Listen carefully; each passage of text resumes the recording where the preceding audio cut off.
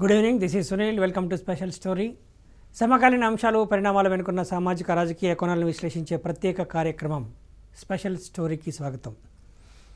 Parliament budget సమావేశాలు ప్రారంభమైన నేపథ్యంలో ఇవాళ స్పెషల్ స్టోరీ చలి మంటలు. పార్లమెంట్ బడ్జెట్ సమావేశాల తొలి రోజే ప్రతిపక్షాలు రాష్ట్రపతి ప్రసంగాన్ని బహిష్కరించి ప్రభుత్వ విధానాల పట్ల తమ వైఖరి ఏంటనేది స్పష్టం చేశాయి. అయితే విపక్షాలు రాష్ట్రపతి ప్రసంగాన్ని బైకాట్ చేయడం పార్లమెంటరీ సంప్రదాయాలను అగౌరవపరచడమే అని అధికార బీజేపీ విమర్శించింది. నరేంద్ర మోదీ పాలనలో ప్రభుత్వం సాధించిన విజయాలను తన ప్రసంగంలో పేర్కొన్న రాష్ట్రపతి వచ్చే ఏడాది ప్రభుత్వ ప్రాధాన్యత ఏంటనేది కూడా స్పష్టం చేశారు. ఆర్థిక మంత్రి పార్లమెంట్లో ప్రవేశపెట్టిన ఆర్థిక సర్వే కూడా దేశం వచ్చే ఏడాది వృద్ధి రేటును సాధిస్తుందని పేర్కొంది. పార్లమెంటు బడ్జెట్ సమావేశాలపై అధికార ప్రతిపక్షాల తీరు, ఆర్థిక సర్వేలోని అంశాలు, ఈ ఏడాది బడ్జెట్, దానితో ముడిపడిన రాజకీయ అంశాలను ఇవాళ విశ్లేషిద్దాం. ఉభయ సభలను ఉద్దేశించి ప్రసంగించిన రాష్ట్రపతి రామ్నాథ్ కోవింద్ ఆసక్తికర వ్యాఖ్యలు చేశారు. కరోనాపై భారత పోరాటం స్ఫూర్తిదాయకం అన్న ఆయన దేశ అభివృద్ధి ప్రస్థానాన్ని ఎలాంటి సవాలు అడ్డుకోలేదన్నారు. దేశంలో 2 టీకాలను రూపొందించామని, అనేక దేశాలకు లక్షల డోసులను సరఫరా చేశామని చెప్పారు రామ్నాథ్ కోవింద్. ఇక రైతుల సంక్షేమం కోసమే నూతన సాగు చట్టాలను తీసుకొచ్చామన్నారు రాష్ట్రపతి.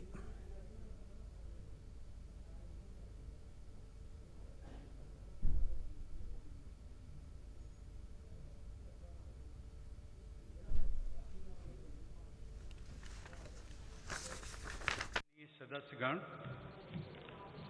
कोरोना वैश्विक महामारी के इस दौर में हो रहा संसद का ये संयुक्त सत्र बहुत महत्वपूर्ण है।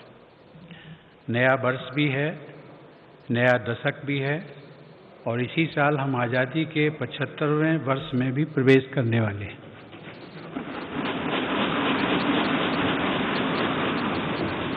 आज संसद के आप सभी सदस्य हर भारतवासी के इस संदेश और इस विश्वास के साथ यहाँ उपस्थित हैं कि चुनौती कितनी ही बड़ी क्यों न हो, ना हम रुकेंगे और ना भारत रुकेगा।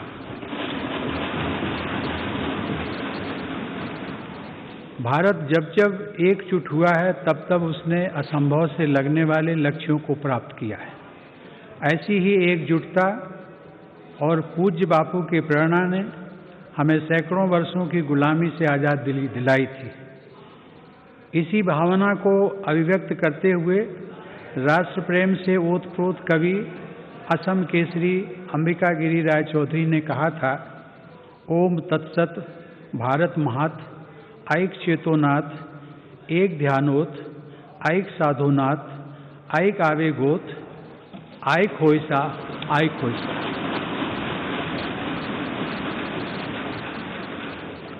अर्थात भारत की महानता परम सत्य है। एक ही चेतना में, एक ही ध्यान में, एक ही साधना में, एक ही आवेग में, एक हो जाओ, एक हो जाओ। आज हम भारतीयों की यही एकजुटता, यही साधना देश को अनेक आपदाओं से बाहर निकाल कर लाई है। एक तरफ कोरोना जैसी वैश्विक महामारी, दूसरी तरफ अनेक राज्यों में बाढ़, कभी अनेक राज्यों में भूकंप, तो कभी बड़े बड़े साइक्लोन, टिड्डी दल के हमले से लेकर बर्ड फ्लू तक देशवासियों ने हर आपदा का डटकर सामना किया है। इसी काल में सीमा पर भी ఎస్ గంటకు పైగా సాగినటువంటి రాష్ట్రపతి ప్రసంగంలో చాలా కీలక అంశాలను ప్రస్తావించారు. ఇందులో మూడు కీలకమైన అంశాలు. ఆత్మనిర్భర్ భారత్, కరోనా నేపథ్యంలో కుదిరైన ఆర్థిక వ్యవస్థను గాడిలో పెట్టేందుకు కేంద్ర ప్రభుత్వం చేపట్టినటువంటి ఉద్దీపన ప్యాకేజీ ఆత్మనిర్భర్ భారత్ ఏ విధంగా తిరిగి ఆర్థిక రంగాన్ని పురోగతి సాధించేలా చేస్తుందనే అంశాన్ని, దాంతోపాటుగా దేశాన్ని అట్టుడికిస్తున్నటువంటి ఈ రైతు సమస్య, రైతులకు గిట్టుబాటు ధర కలిగించేందుకు, వాళ్లకు ఆదాయాన్ని రెట్టింపు చేసేందుకోసం తెచ్చినటువంటి వ్యవసాయ సాగు చట్టాలను కొందరు వ్యతిరేకిస్తున్నారు. సుప్రీంకోర్టు తీర్పుకు లోబడి వీటిని అమలును వాయిదా వేశాం. ఈ అమలు కూడా సుప్రీం ఆదేశాల మేరకే ఉంటుందనేటువంటి అంశాన్ని కూడా రాష్ట్రపతి తన ప్రసంగంలో స్పష్టం చేశారు. మరొక అంశం, గణతంత్ర దినోత్సవం నాడు ఢిల్లీలో జరిగినటువంటి పరిణామాలు తనను కలిచివేశాయని, జాతీయ పతాకాన్ని అవమానించిన దురదృష్టకరం, భావ వ్యక్తీకరణ స్వేచ్ఛ రాజ్యాంగం కల్పించింది. ఈ రకమైన స్వేచ్ఛను దుర్వినియోగం సరికాదు, చట్టాలు నిబంధనలు పాటించాలనేటువంటి రాజ్యాంగ సూచనలు కూడా పౌరులందరూ పాటించాలనేటువంటి సందేశాన్ని కూడా రాష్ట్రపతి ప్రసంగంలో ఉంది. ఇక ఈ అంశాలపైన వివిధ రంగాలకు సంబంధించినటువంటి ప్రముఖులు ప్రధానంగా రాష్ట్రపతి ప్రసంగమైన అనలిస్టు పాపారావు ఏమన్నారో చూద్దాం. కరోనాను కేంద్రం బాగానే హ్యాండిల్ చేసిందన్నారు బిజినెస్ అనలిస్ట్ పాపారావు. రాష్ట్రపతి రామ్నాథ్ కోవింద్ ప్రసంగంపై హర్షం వ్యక్తం చేశారు. కరోనా చైనా సరిహద్దు వివాదంలో కేంద్రం తీసుకున్న నిర్ణయాలు కరెక్టే అన్నారు పాపారావు.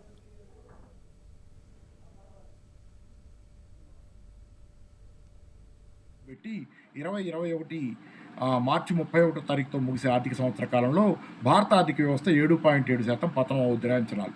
సరే, ఇది పతనానికి కారణంగా పాండమిక్ కారణం, అంటే కోవిడ్ రావడం వల్లే లాక్డౌన్ల వల్ల పతనం అయిందని చెప్పారు. అయితే ఇక్కడ గమనించాల్సింది ఏంటంటే లాక్డౌన్కి ముందు నుంచి కూడా భారత ఆర్థిక వ్యవస్థ దిగజారులో ఉంది ఓవరాల్గా చూసుకుంటే. కాకపోతే ఏంటంటే ఈరోజు ఖర్చు పెట్టిన మొత్తాలు ఒక పక్క కోవిడ్ సంక్షోభానికి పరిష్కారంగా ఒక పక్క కొంత మొత్తం ఖర్చు పెడితే ఓవరాల్గా వేరే చోట్ల పొదుపు చేశారు. సెంట్రల్లీ స్పాన్సర్డ్ స్కీమ్స్ విషయంలో కానీ ఇతరత్రా చాలా చోట్ల పొదుపు చేసి ఇక్కడ ఖర్చు పెట్టారు. కాబట్టి ఓవరాల్ ఖర్చు కూడా భారీ ఎత్తున పెరిగిన అవకాశాలు లేవు. కాబట్టి ఏంటంటే ఫిజికల్ డెఫిసిట్ కొంత పెరుగుద్ది ఖచ్చితంగా. ఆత్మనిర్భర్ భారత్ మంచిది, ఎందుకంటే మ్యానుఫ్యాక్చరింగ్ సెక్టర్ ఒకదానికి అది పరిమితం కాదని చెబుతున్నారు. తలసరి ఆదాయం పెంచడం కూడా మా లక్ష్యం అని చెబుతున్నారు. కానీ తలసరి ఆదాయం ఈ మధ్యకాలంలో నిరుద్యోగం పెరగటం, లేకపోతే గరిష్ట స్థాయిలో 45 సంవత్సరాల గరిష్ట స్థాయి, అంతకు మించి కూడా నిరుద్యోగం పెరిగి ఉంటాం, ఓవరాల్ పర్ క్యాపిటల్ ఇన్కమ్ పడిపోవటం, ఇట్లాంటి నేపథ్యంలో చూసుకుంటే కనుక భారతదేశంలో ఆర్థిక వ్యవస్థ దిగజారుతుందని, తలసరి ఆదాయాలు పడిపోతున్నాయని, హ్యూమన్ డెవలప్మెంట్ ఇండెక్స్లో కూడా కిందకెళ్తున్నామనే సందేహాలు ఉన్నాయి. ఇక 2020-21 వార్షిక సంవత్సరానికి సంబంధించిన ఆర్థిక సర్వేను లోక్సభలో ప్రవేశపెట్టారు ఆర్థిక మంత్రి నిర్మలా సీతారామన్. ప్రస్తుత ఆర్థిక వృద్ధి రేటు రుణాత్మకంగా ఉంది. దీనికి కరోనా లాక్డౌన్ కారణమని, దీనివల్ల ఒక్క ఇండియానే కాకుండా అనేక దేశాలు ఆర్థికంగా దెబ్బతిన్నాయన్నారు ఆమె. ఆర్థిక సర్వే 2020-21 ప్రకారము 2021 సంవత్సరంలో ఆర్థిక వృద్ధి -7.7% ఉందని, 2022 ఆర్థిక సంవత్సరంలో 11.5% ఉండనుందని చెప్పారు నిర్మలా సీతారామన్. ఈ లెక్కలన్నీ ఇంటర్నేషనల్ మానిటరీ ఫండ్ ఆధారంగా చెప్పామన్నారు.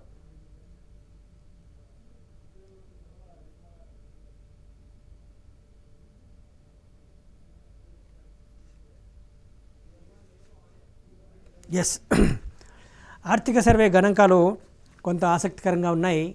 కరోనా నేపథ్యంలో దేశవ్యాప్తంగా ఆర్థిక రంగం కుదేలైంది. కానీ వ్యవసాయ రంగాన్ని కరోనా టచ్ చేయలేకపోయింది. కరోనా ప్రభావం వ్యవసాయ రంగం మీద లేదు, అందుకే కొంత పురోగతి ఉంది. ఇప్పుడు మైనస్గా ఉన్నప్పటికీ 2022 మార్చి నాటికి ఈ జీడిపి వృద్ధి రేటు అనేటువంటిది 11% చేరుతుంది అనేటువంటిదే ఆర్థిక సర్వే చెప్పింది. భారతదేశ chief economic adviser Krishnamurthy Venkata Subrahmanyam రూపొందించినటువంటి ఆర్థిక సర్వే వచ్చే ఏడాది భారత ఆర్థిక రంగానికి మంచి రోజులు ఉన్నాయని చెప్పేసి చెప్తుంది. తయారీ రంగం, అలాగే కాంట్రాక్టు సర్వీసు రంగం ఇతరత్ర కొంత మేరకు ఇబ్బంది పడ్డాయి. వీటిని తిరిగి గాడిలో పెట్టాల్సి ఉంది. దీనికి స్ట్రక్చరల్ రిఫార్మ్స్ కొన్ని చేయాల్సి ఉంది అనేటువంటి సూచనలే ఆర్థిక సర్వే చేసింది. ఈ ఆర్థిక సర్వే సూచించినటువంటి సలహాలను, సూచనలను ఏ మేరకు ప్రభుత్వం పాటిస్తుందనేది ఆసక్తికరం. అయితే ప్రభుత్వ విధానాలకు అనుకూలంగా ఉన్నటువంటి సలహాలను, సూచనలను ప్రభుత్వం తీసుకుంటుంది. ఇక్కడ కీలకమైనటువంటి ఇంకా అంశం ఏంటి అంటే ఫిజికల్ డెఫిసిట్ అనేటువంటిది మళ్ళీ నిర్వచనాలు మార్చాల్సి ఉంది. ఎప్పుడు కూడా physical deficit FRBM, physical responsibility and budget management, కొంత ఆ చట్టానికి లోబడి ఉండాలనేటువంటిది గతంలో ఎన్డీఏ ప్రభుత్వమే తీసుకొచ్చినటువంటి చట్టం ఇది. ఆ ప్రకారము ఫిజికల్ డెఫిసిట్ విషయం లోపల కొంత ఆర్థిక క్రమశిక్షణ లోపడి ద్రవ్యలోటును తగ్గించుకునే విధంగా ఉండాలని, అంటే ఆదాయానికి మించి ఖర్చులు ఉండకూడదనేది. కానీ ఆదాయానికి మించి ఖర్చులు అనేది అభివృద్ధి కోసమే చేస్తాయి దేశాలు అనేటువంటి వాదన కూడా ఉంది. ఆర్థిక నిపుణులు అదే చెప్తున్నారు. పాపరావు లాంటి వాళ్ళు కానీ ఆర్థిక సర్వే ఇచ్చినటువంటి సూచన కానీ దానికి ముడిపెట్టకూడదు అనేటిది. మరి ఇప్పుడు బడ్జెట్ ప్రవేశపెట్టబోతున్నటువంటి కేంద్ర ప్రభుత్వం ఈ ఫిజికల్ డెఫిసిట్ను ఎంత మేరకు పరిగణలోకి తీసుకుంటుంది, దాన్ని పట్టించుకోకుండానే బడ్జెట్ ఉండాలి అనేటువంటి సూచన అనేది ఆసక్తికరం. ఇక దీనికి సంబంధించినటువంటి ఇతరత్ర అంశాలు ఏమి అనేది చూద్దాం. నిర్మలా సీతారామన్ ప్రవేశపెట్టినటువంటి బడ్జెట్ తర్వాత, ఆర్థిక సర్వే తర్వాత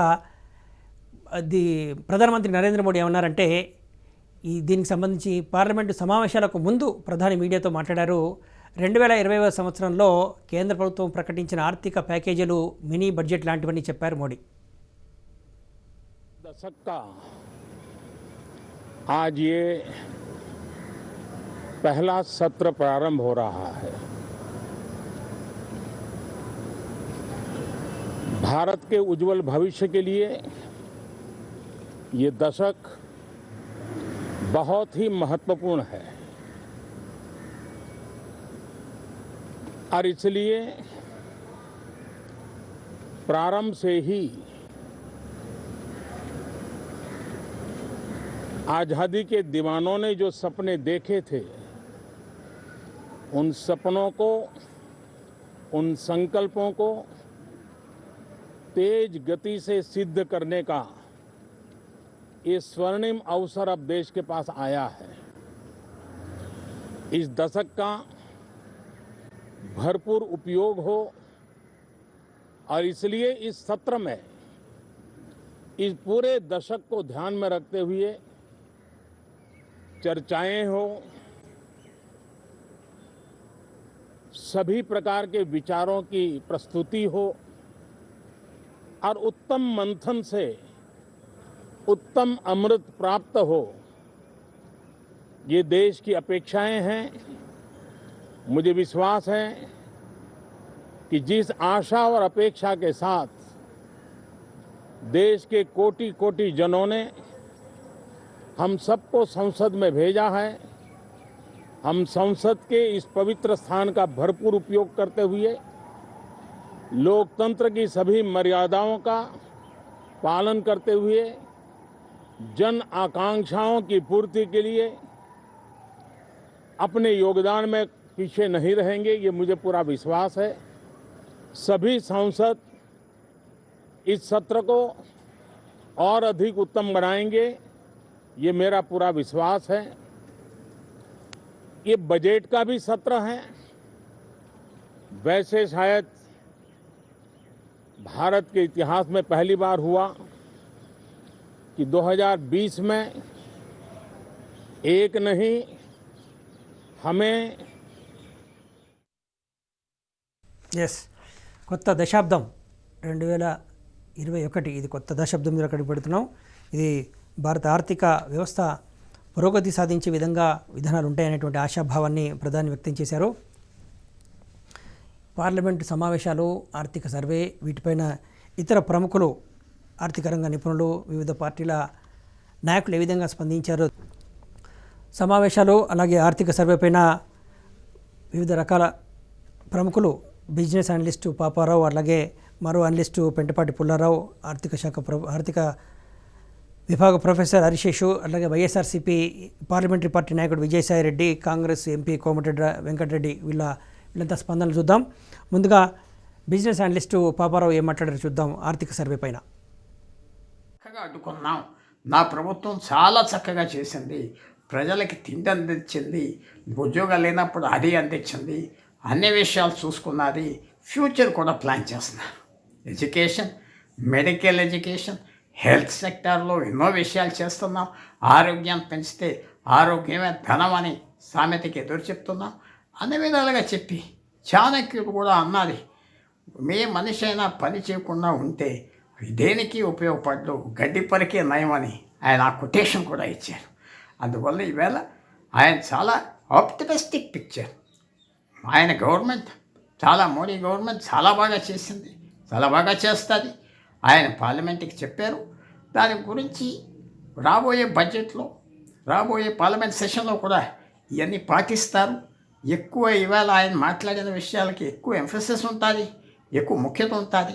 హెల్త్, ఎడ్యుకేషన్, ఎంప్లాయ్మెంట్, వ్యవసాయం, చిన్న small scale industries, medium scale industries అన్నిటికీ ముఖ్యత ఇస్తున్నా. కిసాన్కి చాలాసార్లు రెఫర్ చేసి వ్యవసాయదారులకి ఇంపార్టెన్స్ ఇస్తున్నాను. అది ఈవేళ రామ్నాథ్ కోవింద్ గారు చాలా డీటెయిల్డ్గా, చాలా పాజిటివ్గా భారతదేశం పరిస్థితి గురించి ఆయన మాట్లాడారు. వెంటపాటి పుల్లారావు గారు చెప్పినట్టుగా ఉద్దీపన ప్యాకేజీ, ఆత్మనిర్భర భారత్ ప్యాకేజీ ఇది నిర్మాణ రంగానికే కాదు, దేశ ప్రజల తలసరి ఆదాయాన్ని పెంపొందించడానికి కోసం కూడా తోడ్పడే విధంగా ఉంది. హ్యూమన్ డెవలప్మెంట్ ఇండెక్స్ని పెంచే విధంగా ఈ ఆత్మనిర్భర్ భారత్ ప్యాకేజీ ఉంది అనేటువంటిది అంతా కూడా విశ్లేషకులంతా కూడా కొనియాడుతున్నారు. కరోనా ప్రపంచ ఆర్థిక రంగాన్ని కుదేలు చేసింది. దానికి భారత్ కూడా ఏమీ అతీతం కాదు. అయినప్పటికీ కరోనా కాటుకు తట్టుకొని నిలబడింది భారత ఆర్థిక వ్యవస్థ. అందుకు ఈ ఉద్దీపన ప్యాకేజీ కేంద్రం ముందు చూపుతో ప్రకటించినది 20 లక్షల కోట్ల రూపాయల ఆత్మనిర్భర భారత్ ప్యాకేజీ అనేటువంటిది భారతీయ ఆర్థిక రంగం నిలదొక్కుకోవడానికి దోహదపడింది అనేటువంటిది విశ్లేషకుల మాట.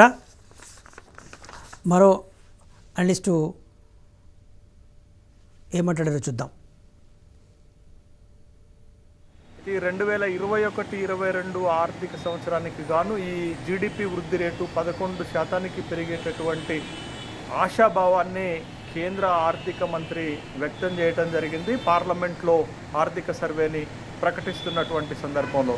మరి ముఖ్యంగా ఈ కోవిడ్ లాక్డౌన్ కరోనా వైరస్ విజృంభిస్తున్నటువంటి తరుణంలో ఈ 10 నెలల కాలంలో భారత ఆర్థిక వ్యవస్థ పైన పడినటువంటి తీవ్ర ప్రభావాన్ని ఈ సర్వే ఎత్తి చూపుతున్నటువంటి సందర్భంలో ఆర్థిక వ్యవస్థ రికవరీకి వి షేప్డ్ రికవరీ జరిగేటటువంటి అవకాశం ఉందని ఆర్థిక సర్వే స్పష్టంగా చెప్పడం జరిగింది. వి లేదా వి అని అంటే మొదట తగ్గి తరువాత ఆర్థిక వ్యవస్థ పెరిగేటటువంటి రికవరీ దశకు వచ్చేటటువంటి అవకాశం ఉంది. కాబట్టి వి షేప్డ్ రికవరీ ఆర్థిక వ్యవస్థలో వస్తుందని విశ్వసించడం జరుగుతుంది. మరి ముఖ్యంగా ఆర్థిక వ్యవస్థ వేగవంతము, ఆర్థిక వ్యవస్థ ఫాస్టర్గా పుంజుకోవటానికి 4 అంశాలపైన దృష్టి పెట్టనున్నట్లుగా ఈ ఆర్థిక సర్వేలో స్పష్టంగా చెప్పడం జరిగింది. ఒకటి జీడిపి వృద్ధి రేటుని పెంచటం ఒకటైతే, రెండోది జిఎస్టీ పన్నుల వ్యవస్థని మరింత పకడ్బందీగా అమలు చేయటం అయితే, మూడోది జాబ్స్ క్రియేషన్ చేయాలనేటటువంటి లక్ష్యంగా పెట్టుకున్నారు. మరొకది ఆర్థిక వ్యవస్థ యొక్క ప్రవర్తనని అధ్యయనం చేసి రాబోయేటటువంటి సవాళ్లను ధీటుగా ఎదుర్కోవాలని ఈ ఆర్థిక సర్వేలో భారత ఆర్థిక శాఖ మంత్రి నిర్మలా సీతారామన్ గారు స్పష్టం చేయటం జరిగింది. ఎస్, ప్రధాని ఈ దేశ ఆర్థిక వ్యవస్థకు సంబంధించి ఒక కలగన్నారు, ఒక ప్రకటన కూడా చేశారు. $5 ట్రిలియన్ ఎకానమీ అనేటువంటిది, దానికి తగ్గట్టుగానే కార్యాచరణ ఉండబోతోంది. ఇవాళ ఆర్థిక సర్వే కూడా వి షేప్, ఇది అంటే పూర్తిగా నెగిటివ్ గ్రోత్ ఉంది, ఆ తర్వాత రైజ్ అవుతుంది అనేటువంటిది. దీనికి ప్రధాన కారణం ఆర్థిక సర్వేనే చెప్పింది, వ్యవసాయానికి ఈ కరోనా అనేటువంటిది ఎలాంటి విఘాతం కలిగించలేకపోయింది. ఇంత కరోనా కాలంలో కూడా వ్యవసాయ రంగం సానుకూల వృద్ధి రేటును సాధించింది. దాంతో ముడిపడినటువంటి అంశాలన్నీ కూడా కొంత పురోగతిని సాధిస్తున్నాయి. కాబట్టి ఈ రకమైనటువంటి జీడిపి వృద్ధి రేటు 2022 మార్చి నాటికల్లా 11% చేరుతుందనేటువంటి విశ్లేషణ. ఇక మరో అనలిస్టు మనకు ఎలా స్పందించారో చూద్దాం. ఆర్థిక వ్యవస్థ ఆర్థిక సర్వే పైన పుల్లారావు గారు, పాపారావు గారు. మార్చి 31వ తారీఖుతో ముగిసే ఆర్థిక సంవత్సర కాలంలో భారత ఆర్థిక వ్యవస్థ 7.7% పతనం అవుతుంది అంచనాలు. సరే, ఇది పతనానికి కారణంగా పాండమిక్ కారణం, అంటే కోవిడ్ రావడం వల్లే లాక్డౌన్ వల్ల పతనం అయిందని చెప్పారు. అయితే ఇక్కడ గమనించాల్సింది ఏంటంటే లాక్డౌన్కి ముందు నుంచి కూడా భారత ఆర్థిక వ్యవస్థ దిగజారులో ఉంది ఓవరాల్గా చూసుకుంటే. కాకపోతే ఏంటంటే ఈరోజు ఖర్చు పెట్టిన మొత్తాలు ఒక పక్క కోవిడ్ సంక్షోభాన్ని పరిష్కారంగా ఒక పక్కన కొంత మొత్తం ఖర్చు పెడితే ఓవరాల్గా వేరే చోట్ల పొదుపు చేశారు. సెంట్రల్లీ స్పాన్సర్డ్ స్కీమ్స్ విషయంలో కానీ ఇతరత్ర చాలా చోట్ల పొదుపు చేసి ఇక్కడ ఖర్చు పెట్టారు. కాబట్టి ఓవరాల్ ఖర్చు కూడా భారీ ఎత్తున పెరిగిన అవకాశాలు లేవు. కాబట్టి ఏంటంటే ఫిస్కల్ డెఫిసిట్ కొంత పెరుగుద్ది ఖచ్చితంగా. ఆత్మనిర్భర్ భారత్ మంచిది, ఎందుకంటే మ్యానుఫ్యాక్చరింగ్ సెక్టర్ ఒకదానికి అది పరిమితం కాదని చెబుతున్నారు. తలసరి ఆదాయం పెంచడం కూడా మా లక్ష్యం అని చెబుతున్నారు. కానీ తలసరి ఆదాయం ఈ మధ్యకాలంలో నిరుద్యోగం పెరగటం, లేకపోతే గరిష్ట స్థాయిలో 45 సంవత్సరాలు గరిష్ట స్థాయి, అంతకు మించి కూడా నిరుద్యోగం పెరిగి ఉంటాం, ఓవరాల్ పర్ క్యాపిటల్ ఇన్కమ్ పడిపోవటం, ఇట్లాంటి నేపథ్యంలో చూసుకుంటే కనుక భారతదేశంలో ఆర్థిక వ్యవస్థ దిగజారుతుందని, తలసరి ఆదాయాలు పడిపోతాయి. ఎస్, ఆర్థిక రంగ నిపుణులు ఒకటే చెప్తున్నారు, ఫిజికల్ డెఫిసిట్ అనేటువంటి దాన్ని రీథింక్ చేయాలి ప్రభుత్వం అనేటువంటిది, పునఃపరిశీలించాలి. ఆర్థిక ద్రవ్యలోటు అనేది ఫిజికల్ డెఫిసిట్ ద్రవ్యలోటు అనేటువంటి అంశం పైన ఇది అభివృద్ధికి ఇబ్బందికరంగా కాకుండా ఉండేదిగా ప్రభుత్వ విధానాలు ఉండాలనేటువంటిది చెప్తున్నారు. మరి ఆర్థిక మంత్రి నిర్మలా సీతారామన్ ప్రవేశపెట్టే బడ్జెట్లో ద్రవ్యలోటు ఎంతవరకు మేనేజ్ చేస్తారు, physical responsibility and budget management అనేది 3.5 దాటకూడదు జీడిపిలో అనేటువంటిది ఒక చట్టం కూడా ఉంది. మరి ఏ విధంగా చేస్తారనేది ఆసక్తికరం. ఇక ఈ పార్లమెంట్ సమావేశాలపైన, అలాగే రేపు పెట్టబోయేటువంటి బడ్జెట్ పైన వైఎస్ఆర్సీపీ పార్లమెంటరీ పార్టీ నాయకుడు విజయసాయి రెడ్డి ఏమంటాడో చూద్దాం. దృష్టిలో పెట్టుకొని ఎక్స్పాన్షనరీ బడ్జెట్ అంటే అభివృద్ధి డెవలప్మెంట్ ఓరియంటెడ్ బడ్జెట్ని పెడితే బాగుంటుంది అన్నటువంటిది మా యొక్క ఉద్దేశం. అంటే ఎక్కువ అమౌంట్ని అవసరమైతే ఇంకా కూడా ఎక్కువ బారో చేసి ఇండస్ట్రీ అంటే పారిశ్రామిక రంగంలో కానీ, వ్యవసాయ రంగంలో కానీ, సేవా రంగంలో కానీ ఎక్కువ అమౌంట్ని ఖర్చు పెట్టినట్లయితే ఎక్కువ అమౌంట్ మనీ అన్నటువంటిది చలామణిలోకి వస్తుంది. ఆ చలామణిలోకి వచ్చినటువంటి సొమ్ము వల్ల అందరూ కూడా, ప్రతి ఒక్కరూ కూడా కొంచెం ఆర్థిక ఇబ్బందులకు లోను కాకుండా వారి ఇన్కమ్ లెవెల్స్ పెరిగేదానికి అవకాశం ఉంటుంది. దీనివల్ల కొంత ఇన్ఫ్లేషనరీ ట్రెండ్స్ వచ్చినా కూడా ఎకానమీలో అయినప్పటికీ కూడా డెవలప్మెంట్ ఓరియంటెడ్ బడ్జెట్ అన్నటువంటిది మంచిది అన్నటువంటి ఇది మా పార్టీ యొక్క అభిప్రాయం.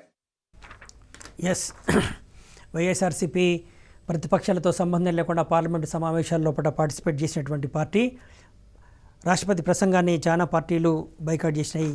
కాంగ్రెస్తో సహా ప్రధాన ప్రతిపక్షం కాంగ్రెస్తో సహా కొన్ని పార్టీలు 17కు పైన పార్టీలు బైకాట్ చేసే కానీ వైఎస్ఆర్సీపీ అటెండ్ అయింది.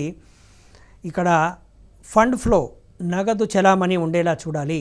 చాలా పార్టీలు కేంద్రానికి సలహా చెప్తున్నాయి. నేడు కరోనా నేపథ్యంలో మార్కెట్ అంతా కూడా ఇబ్బందికరంగా ఉంది. తిరిగి పుంజుకోవాలి, ఆర్థిక వ్యవస్థ గాడిలో పడాలంటే మార్కెట్లో నగదు చలామణి ఎక్కువగా ఉండాలి. నగదు చలామణి ఉన్నట్టయితే వినియోగం పెరుగుతుంది. అంటే వస్తువుల కొనుగోలు శక్తి, ప్రజల్లో కొనుగోలు శక్తి పెరుగుతుంది. కొనుగోలు శక్తి పెరిగినప్పుడు ట్యాక్స్ రూపంలో ప్రభుత్వాలకు ఆదాయం సమకూరుతుంది. ప్రభుత్వాలకు ఆదాయం సమకూరిన తర్వాతనే మళ్ళీ ఇది ఒక చైన్ సిస్టమ్. ప్రభుత్వం సంక్షేమ రంగం పైన కానీ అభివృద్ధి రంగం పైన కానీ నిధులు వెచ్చించడానికి ఆస్కారం ఉంటుంది. అందుకని ముందుగా నగదు చలామణి మార్కెట్లో ఉండే విధంగా చూడండి అని, దానికి ఈ ఆత్మనిర్భర్ భారత్ ప్యాకేజ్ అనేది దోహదపడుతుంది. అయితే ఇన్ఫ్లేషన్ అంటే ద్రవ్యోల్బణం అనేటువంటి అంశానికి భయపడకుండా ఈ నగదు చలామణిని ప్రోత్సహించాలి, ప్రభుత్వం ఆ మేరకు విధానాలు రూపొందించాలనేటువంటి వైఎస్ఆర్సీపీ చెప్తోంది. ఇక మరో పార్టీ ఈ పార్లమెంట్ సమావేశంలో బైకాట్ చేసినటువంటి కాంగ్రెస్కు సంబంధించినటువంటి నేతలు ఏ విధంగా స్పందించారో చూద్దాం. ఆ పార్టీ ఎంపీ కోమటిరెడ్డి వెంకరెడ్డి ఏమంటారో చూద్దాం. పార్లమెంట్ సమావేశాలు ప్రారంభమైనాయి. అందులో నేను కూడా రాష్ట్రపతి ప్రసంగం కాబట్టి కంపల్సరీగా ప్రతి పార్లమెంట్ సభ్యులు పాల్గొనడం కంపల్సరీ. కానీ ఈసారి దేశంలో రైతు వ్యతిరేక 3 నల్ల చట్టాలను తీసుకొచ్చి ముఖ్యంగా సన్న చిన్నకారు రైతులను పూర్తిగా దెబ్బతీసే విధంగా ఆ చట్టాలకు వ్యతిరేకంగా ఇవాళ 16 భారతదేశంలోని 16 ప్రతిపక్ష పార్టీలు ఆ రైతు వ్యతిరేక చట్టాలు నిరసనగా దాన్ని బైకాట్ చేయడం జరిగింది. ఎస్, వ్యవసాయ చట్టాల నేపథ్యంలోనే మేము పార్లమెంట్ బైకాట్ చేసామని చెప్తున్నారు కాంగ్రెస్ పార్టీ ఎంపీ. అలాగే టీఆర్ఎస్ పార్టీ గతంలో ఈ చట్టాలను వ్యతిరేకిస్తూ దేశవ్యాప్త బంద్లో కూడా సహకరించింది. కానీ ఇప్పుడు పార్లమెంటు సమావేశాలకు హాజరవుతోంది, యూటర్న్ తీసుకుంది.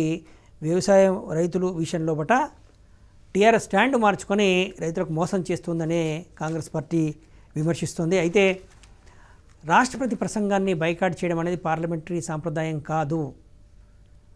బడ్జెట్ సమావేశాల సందర్భంగా ఉభయ సభలను ఉద్దేశించి రాష్ట్రపతి ప్రసంగించినప్పుడు ప్రతిపక్షాలు కూడా హాజరు కావడం అనేది పార్లమెంటరీ సంప్రదాయం అని చెప్పేసి బీజేపీ మంత్రి సీనియర్ నేత రవిశంకర్ ప్రసాద్ వ్యాఖ్యానించారు. కానీ కాంగ్రెస్ కానీ ఇతర విపక్షాలు కానీ ఇలాంటి సాంప్రదాయాలను పెద్దగా పట్టించుకుంటూ కనపడతలేదు. వాటి వైఖరి ఏందనేది అర్థమైపోయింది. ఈ పార్లమెంట్ సమావేశం కూడా మేము సమీపజేస్తాము, వ్యవసాయ సాగు చట్టాలు రద్దు చేసేంత వరకు ఈ పోరాటం కొనసాగుతుందని చెప్పేసి చెప్తున్నారు. కానీ స్పష్టంగా రాష్ట్రపతి తన ప్రసంగంలో చెప్పారు, సుప్రీంకోర్టు ఆదేశాల మేరకు వీటిని అమలు నిలిపివేశాం.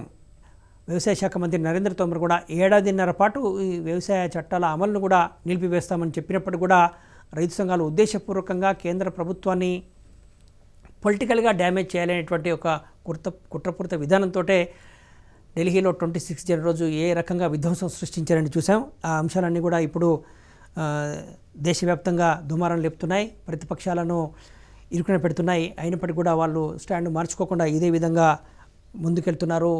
వ్యవసాయ సాగు చట్టాలపైన ఇక పార్లమెంట్ సమావేశాలను ఏ విధంగా వాళ్ళ వైఖరి ఏ విధంగా ఉండబోతుంది అనేది కూడా తెలుస్తోంది. ఇబ్బందికరంగా ప్రభుత్వాన్ని ఇరుకున పెట్టాలనేటువంటిదే, సమావేశాలు జరగనీయకూడదనేటువంటి ఒక ఎజెండాతోనే ముందుకు వెళ్తున్నారు. ఇది అత్యున్నత చట్టసభ పార్లమెంటు, అక్కడ విధానపరమైన అంశాలపైన లోతైన చర్చ జరిగితేనే ప్రజలకు మేలు జరుగుతుంది. పార్లమెంటు సమావేశాలు జరగడం అనేటువంటిది ప్రతిపక్షాలకు అవసరం. ప్రతిపక్షాల వాయిస్ ఏందనేది వెళ్ళాలి ప్రజల్లోకి. అంటే ఆ సభలో ఉన్న వాళ్ళ వైఖరి ఏందనేది చెప్తేనే కరెక్టు. ఎంపీలుగా ఎన్నికైంది పార్లమెంట్ సమావేశాలకు వెళ్ళడానికి కానీ వాటిని బహిష్కరించడానికి కాదు అనేటువంటిదే పాపులర్ ఒపీనియన్. మరి కానీ వాళ్ళు మాత్రం పొలిటిసైజ్ చేయడానికే ఎజెండాగా పెట్టుకున్నట్టుగా కనపడుతుంది. ఇక ఆర్థిక సర్వే అయితే కొంత ఆశాజనకంగా ఉంది అనేటువంటిది. ఇన్ఫ్లేషను దృష్టిలో పెట్టుకోకుండా ఫండ్ ఫ్లోని ప్రజల్లో ఉండే విధంగా చూడాలి. దాంతోపాటు ఫిజికల్ డెఫిసిట్కు సంబంధం లేకుండా తలసరి ఆదాయం పెరిగే విధంగా ప్రజల లోపల నగదు చెలామణి అయ్యే విధంగా ఆర్థిక విధానాలు ఉండాలి, బడ్జెట్ ఉండాలనేటువంటిదే నిపుణుల మాట. ఇది ఇవాళ జరిగినటువంటి పార్లమెంటు బడ్జెట్ సమావేశాల ప్రారంభం, ఆర్థిక సర్వేకు సంబంధించిన అంశాలపైన విశ్లేషణ. మరో అంశంపై మళ్ళీ కలుద్దాం. Signing off.